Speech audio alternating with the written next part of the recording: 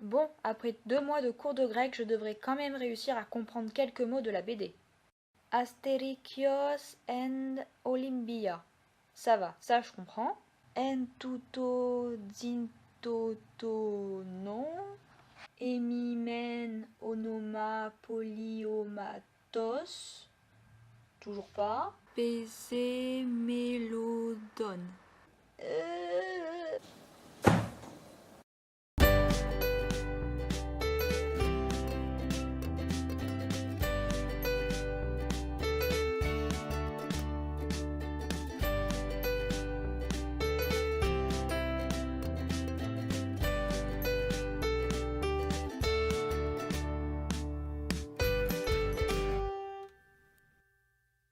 Yassas! Et oui, déjà 2 mois dans cette ville et même avec quelques cours de grec, je ne comprends absolument rien du tout. En 2 mois, il s'en est passé des choses. J'ai commencé les cours, j'ai pu continuer à découvrir cette grande ville qu'est Athènes et aussi ses alentours, mais on va rester sur Athènes pour le moment. Pour avoir continué à marcher dans cette ville, on peut toujours trouver des petits coins sympas, des vestiges cachés ou même des petits trucs qui méritent le coup d'œil. Il y a aussi des quartiers superbes comme la place Monastiraki et son marché aux puces où on peut toujours trouver quelque chose d'intéressant. Après, faut pas se voiler la face, on voit bien que la crise est passée par là. Il y a des bâtiments abandonnés, des rues sales et malheureusement quelques SDF dans la rue. À côté de ça, il y a 2-3 choses qui m'ont surprise. Les tortues et les perroquets qui vivent en liberté, tranquilles. Ils aiment beaucoup la précision dans le métro. Et pas besoin d'aller à New York pour voir une quantité astronomique de taxis jaunes. J'ai aussi commencé à m'habituer à la gastronomie locale et c'est vraiment sympa. Du coup, j'ai aussi découvert mon université qui s'avère être la plus vieille du pays.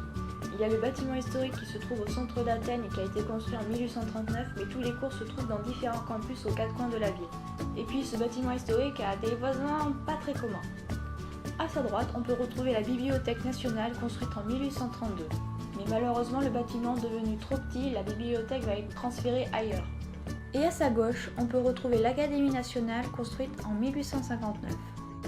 Elle est encadrée par les statues d'Athéna et d'Apollon, et on peut voir des fresques représentant les dieux de la mythologie grecque. Donc on va pas se plaindre du cadre. Concernant les cours, j'en avais parlé dans ma vidéo d'introduction, mais je vais préciser ici parce que je pense que ce sera la même chose dans toutes les universités non anglophones de base. On nous avait dit que quelques cours seraient en anglais, donc tout allait bien. Ils nous ont envoyé une liste, on a choisi des cours dans cette liste, on est allé à ces cours, et oh surprise, ils étaient en grec. Bien sûr, on est allé voir les profs et ils ont bien compris que niveau grec, à part dire bonjour, merci, au revoir, et ben on savait pas grand chose. Et au final, ils nous ont donné un projet à faire qu'on présentera à la fin du semestre sans avoir à participer au cours.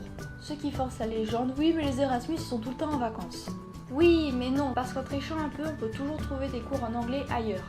C'est-à-dire qu'on peut aller voir les autres départements pour voir ce qu'ils proposent comme cours. Du coup, pour mon premier semestre, j'ai choisi un cours dans le département d'anglais, un cours dans le département d'espagnol, en plus du cours pour apprendre le grec et en plus du cours pour apprendre l'histoire de Grèce. Ça me fait au total 18 heures de cours, ce qui correspond à peu près au même nombre d'heures de cours que j'avais dans mon université en France. On n'est pas si glandeur que ça en fin de compte. Sinon, concernant l'histoire de Grèce, parce que oui, c'est bien, on apprend la Grèce antique au collège, mais comme tout bon élève, on oublie tout une fois le contrôle passé. Alors autant faire une récap de l'histoire de ce grand pays. Pour commencer, selon un mythe grec, quand Dieu créa le monde, il dispersa toute la terre disponible grâce à un tamis. Et quand il termina cette distribution, il a vu qu'il lui restait des cailloux dans le tamis. Du coup, il les a balancés sur terre et pouf, la Grèce. Ce qui explique que le pays est à 70% rocheux. Sinon, pour la partie la plus réelle, tout commença lors de la préhistoire, il y a 5000 ans. Je vais pas rester longtemps sur cette période, rassurez-vous. À l'époque, 3 civilisations sortent du lot. La civilisation cycladique, qui se trouve dans les Cyclades. Ce qui les différenciait des autres, c'est qu'ils étaient très bons en échange et ils avaient même développé un système commercial entre les différentes îles des Cyclades. Il y avait aussi la civilisation minoenne, qui était la plus connue des trois, tout simplement par le fait que c'était la civilisation la plus avancée en Europe. Le peuple se trouvait sur l'île de Crète et son nom vient du roi Minos. Et malgré toutes les recherches qui ont été faites sur cette civilisation, on ne sait toujours pas comment elle a disparu. Et pour finir, il y a la civilisation mycénienne qui reste la première civilisation à utiliser l'ancêtre du grec appelé le linéaire B. C'est aussi les premiers à vénérer les dieux de la mythologie grecque. Cette civilisation disparaît en moins 1200 pour laisser place aux Doriens, un peuple qui viendrait du nord de la Grèce et qui sont venus squatter jusqu'en moins 1800. À partir de cette date, les cités-États ont commencé à apparaître et leur particularité était qu'elles avaient chacune leur propre loi. Elles sont aussi dirigées non pas par un seul homme, mais par un groupe d'hommes. Les plus connus sont Athènes et Sparte qui n'ont pas arrêté de se chamailler pendant des siècles, et c'est en -776 que les premiers Jeux Olympiques ont eu lieu. Les cités-États mettaient leurs différends de côté pendant ces Jeux qui se déroulaient tous les 4 ans déjà. Lors de la première édition, ça n'a duré qu'1 jour avec une seule épreuve qui était la course à pied, mais au fil du temps, d'autres épreuves sont venues s'ajouter, comme la lutte, la boxe ou le lancer de disque. C'est plus ou moins à partir de ce moment-là qu'on rentre dans le monde merveilleux de l'Antiquité qui s'étale sur 700 ans, des Jeux Olympiques à la conquête des Romains en -146. Elle se décompose en 3 parties. D'abord, il y a la période archaïque qui s'étale sur 200 ans où on peut noter l'apparition de la démocratie grâce à Solon en -594. Il déclara tous les hommes libres et égaux et classa les gens dans 4 catégories suivant le revenu, et chaque catégorie avait un rôle plus ou moins important dans la décision des lois de la cité. Mais c'est Clisthène qui est considéré comme le père de la démocratie avec ses lois en 507 avant Jésus-Christ. Il est question de dèmes, c'est-à-dire des divisions territoriales qui seront au nombre de 139 dans l'Attique. Ces dèmes étaient ensuite regroupés en 10 tribus et chaque tribu avait 50 membres qui pouvaient siéger au conseil de la cité. Ils étaient donc au total de 500 et la seule condition devait être qu'ils étaient des citoyens masculins et qu'ils devaient avoir plus de 30 ans. Et ces membres changeaient tous les ans et étaient choisis par tirage au sort. Clisthène avait comme but de diminuer le pouvoir des familles fortunées et laisser ce pouvoir aux citoyens. Après la période archaïque, nous avons la période classique et cette fois-ci c'est Périclès qui marqua son temps en restant près de 30 ans à la tête d'Athènes. Il a notamment lancé la construction du Parthénon sur l'Acropole et a été à la tête d'une des alliances militaires les plus puissantes de l'Empire grec, la Ligue de Délos. À côté de ça, il a limité la citoyenneté athénienne à seulement ceux qui étaient nés de pères citoyens athéniens, mais aussi de grands-pères maternels citoyens athéniens, vu que les femmes n'avaient pas le droit au statut de citoyen. Ce qui au final ne représentait que 10% de la population totale d'Athènes, excluant femmes, étrangers et esclaves. C'est aussi la période du règne d'Alexandre le Grand qui réussit à agrandir son territoire passant de ça à ça en seulement 13 ans. La période classique se termine donc avec la mort d'Alexandre le Grand en -380, laissant place à la dernière période de l'Antiquité, la période helléniste, qui était plus une période de guerre méditerranéenne pour savoir qui allait récupérer les terres d'Alexandre le Grand. Mais ce qui caractérise l'Antiquité, c'est bien sûr tout ce que les intellectuels de l'époque ont pu apporter à leurs contemporains et qui fascine encore aujourd'hui 2000 ans après. Que ça soit dans le domaine des sciences avec Thalès ou Pythagore, personne ne les a oubliés ceux-là, même si ça date du collège. Mais aussi Érastosthène qui réussit à calculer la circonférence de la Terre à l'aide d'un bâton, de son ombre et d'un chameau. Et il ne se trompe pas que de 500 km. Normal quoi. Ou encore Archimède qui inventa le nombre pi, et aussi en philosophie avec Socrate, Platon ou Aristote. Ainsi que dans le monde littéraire avec Homère, auteur de l'Iliade et l'Odyssée, ou encore Hérodote, considéré comme le père de l'histoire. L'Antiquité se termine donc avec la conquête totale de la Grèce par les Romains en -146. Et pendant 3 siècles, les Romains n'ont pas tant perturbé les Grecs que ça, tellement ils étaient admiratifs de leur culture. Notamment avec l'empereur Hadrien qui apporta beaucoup à la ville d'Athènes en voulant lui redonner son statut glorieux. Il modernisa l'agora, il fit construire une bibliothèque qui porte son nom depuis et termina le temple de Zeus. Après ces siècles de Pax Romana, l'Empire romain décline à cause de nombreuses invasions et se sépare en deux en 395. D'un côté l'Empire romain d'Orient et de l'autre côté l'Empire romain d'Occident mais qui portera le nom d'Empire byzantin. La Grèce fait donc partie de l'Empire byzantin avec comme religion officielle le christianisme. Oui, parce qu'entre-temps, l'empereur précédent Théodose Ier interdit les Jeux Olympiques et le culte des dieux grecs.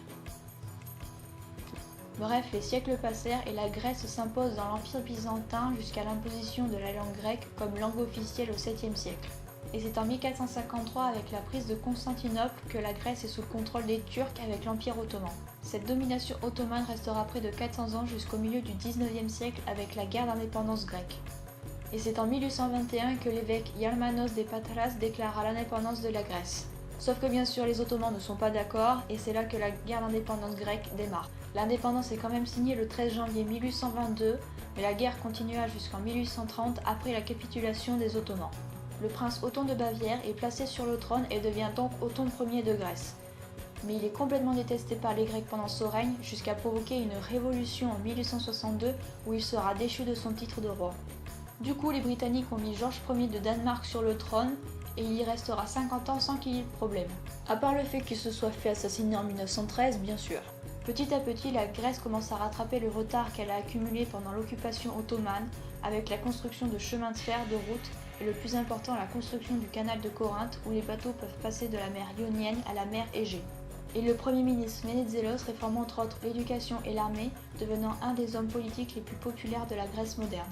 Et en 1896, les Jeux Olympiques réapparaissent en Grèce grâce à Pierre de Coubertin, et Athènes devient la capitale d'Europe pendant 9 jours. On arrive donc à la Première Guerre mondiale et la Grèce se déclare être neutre dans le conflit. Parce que le roi Constantinos Ier était pro-germanique et le premier ministre Venizelos était pro-Triple-Alliance. Sauf que la Triple-Alliance a un peu mis la pression à l'État grec et ils ont dû se résigner à entrer en guerre en 1916. Et donc en 1918, la Grande Guerre est gagnée et un traité prévoit de donner des terres ottomanes à la Grèce. Sauf que les Ottomans ne sont pas d'accord et une nouvelle guerre éclate entre les deux pays. Du coup, après 3 ans de conflit, c'est les Turcs qui gagnent et un nouveau traité a été négocié. Premièrement, la Grèce garde quelques terres qu'elle avait gagnées lors du premier traité, et deuxièmement, un échange de population a été décidé. C'est-à-dire que 1 300 000 Grecs qui habitaient en Turquie reviennent en Grèce, et 380 000 Turcs qui habitaient en Grèce reviennent en Turquie. Et suite aux nombreux désaccords qu'il y a eu entre le roi et le gouvernement, les Grecs ont décidé par référendum d'instaurer une république, mais qui n'a duré que 10 ans. Et en 1935, la monarchie est rétablie, sauf que le premier ministre Ioannis Metaxas instaure plus ou moins une dictature. Censure de la presse, assassinat des opposants politiques, que des trucs chouettes. La Seconde Guerre mondiale approche et le 28 octobre 1940, Metaxas refuse l'ultimatum de Mussolini qui voulait installer les troupes italiennes en Grèce sans conflit. Depuis, le 28 octobre est le Horridé, une des 2 fêtes nationales en Grèce, et le fait de dire non est devenu tout un symbole dans le pays. L'autre fête nationale étant le 25 mars, le jour où l'évêque a déclaré l'indépendance de la Grèce. Du coup, c'est la guerre entre les deux pays, mais l'armée grecque réussit en quelques mois à renvoyer les Italiens en Albanie. Le pays est affaibli, mais Hitler arrive pour enfoncer le clou, et les Grecs n'ont plus la force de résister face aux Allemands. La Grèce est donc occupée par les Allemands à partir de 1941 jusqu'en 1944, où plusieurs mouvements de résistance grecs, de tous bords politiques, les renvoient du pays. Une fois terminé, le pays est dévasté, mais les communistes et les monarchistes commencent à se taper dessus. Et rebelote, encore une guerre, civile cette fois. Elle va tout de même durer 5 ans, même si la monarchie a été réinstaurée entre-temps. Résultat, 160 000 morts, des centaines de milliers de sans-abri et autant d'expatriés. Après cela, la Grèce a essayé de se relever, elle est même rentrée dans l'OTAN en 1951. Mais c'était sans compter la dictature des colonels qui a commencé en 1967 par un coup d'état militaire mené par Georgios Papadopoulos, dictature qui a duré 9 ans jusqu'au retour de la démocratie en 1974. Dans les années 80-90, le pays s'est reconstruit, culturellement et politiquement parlant, bien qu'il reste un des pays les plus pauvres d'Europe. Il entre dans l'Union européenne en 1981 et l'adoption de l'euro en 2002 a aidé le pays économiquement parlant. Bon, ok, pas longtemps, mais quand même. Et en 2004, Athènes redevient le centre du monde en organisant de nouveau les Jeux Olympiques, ce qui força un peu la ville à se moderniser. Ça leur a fait une bonne publicité, mais le coup de ces JO les ont un peu aidés à s'enfoncer dans la crise pour plus tard. En 2008, l'assassinat d'un jeune de 15 ans par des policiers a déclenché de très violents affrontements à Athènes. Ce malheureux épisode n'a été que la goutte d'eau qui a fait déborder le vase de ce pays encore très fragile. Pendant tout le mois de décembre, policiers et étudiants se sont affrontés, ce qui plongea la ville dans le chaos.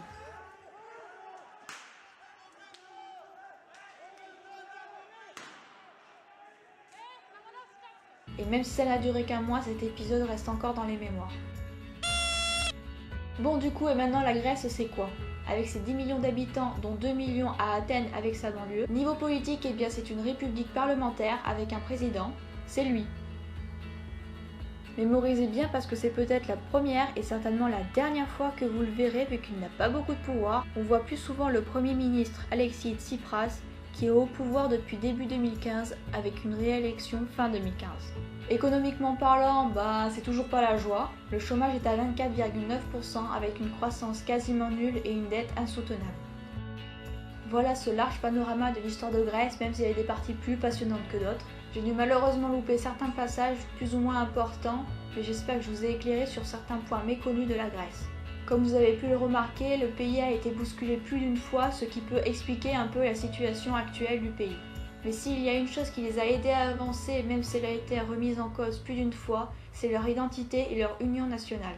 Et pour reprendre une citation du poète britannique Percy Bysshe Shelley, nous sommes tous des Grecs. Nos lois, notre littérature, notre religion, nos arts prennent tous leurs racines en Grèce. Si la Grèce n'avait existé, nous aurions pu n'être encore que des sauvages et des idolâtres. Si certains d'entre vous ont des questions par rapport au programme Erasmus, vous pouvez m'envoyer un message sur Facebook ou Twitter.